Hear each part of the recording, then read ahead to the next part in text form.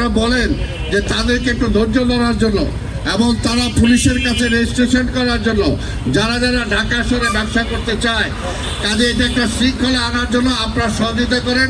কেউ যাতে এইভাবে না বসে পড়লে পুলিশ উঠিয়ে নিয়ে যাবে, এরপরে মালামাল সহ নিয়ে যাবে, তখন তার ক্ষতি হবে। কাজে আমরা সেটা চাই না। মাননীয় প্রধানমন্ত্রী বারবার এই ব্যাপারে আমাদের দৃষ্টি আকর্ষণ করেছেন, আমাদেরকে বলেছেন যাতে গরিব মানুষ এদের কোনো অসুবিধা না হয়, এদের যাতে পুনর্বাসন করা যায় সেই ব্যবস্থাটা রেখে। যেমন আজকে যে রিক্সা ঢাকা শহরে চলবে, কিন্তু কত চলবে এটা তো ঠিক করতে হবে।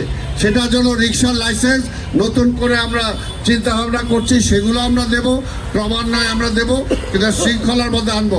কারো পেটে যাতে লাথি না পড়ে সেটাও আমরা দেখব, কিন্তু আবার ঢাকা শহরটা যাতে সুন্দর রাখা যায়, ঢাকা শহরটা যাতে মানুষের চলাচলের জন্য যোগ্য রাখা। এই একটা ফুটপাত, আপনারাই বলেন এতদিন কোনো মানুষ এখানে হাঁটতে পারছে? কেউ হাঁটতে পারে না। এটা তো হলো না, তাহলে কিভাবে হবে? কাজে যেখানে যেটা দরকার সেখানে সেটাকে থাকতে হবে। বলেন, আপনি কি বলবেন?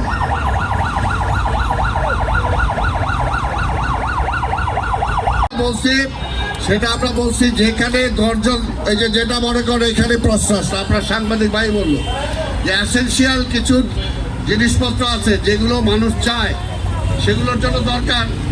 তাদেরকে এখানে আমার 10টা দোকান যদি দরকার হয়, 10টা দোকান না, পার্মানেন্ট কোনো দোকান না, সে একটা টাইম থাকবে, এই টাইমের মধ্যে সে বসবে, আবার এই টাইমের পরে ওই জায়গাটা ক্লিন হয়ে যাবে, সেইভাবে আমরা দেবো।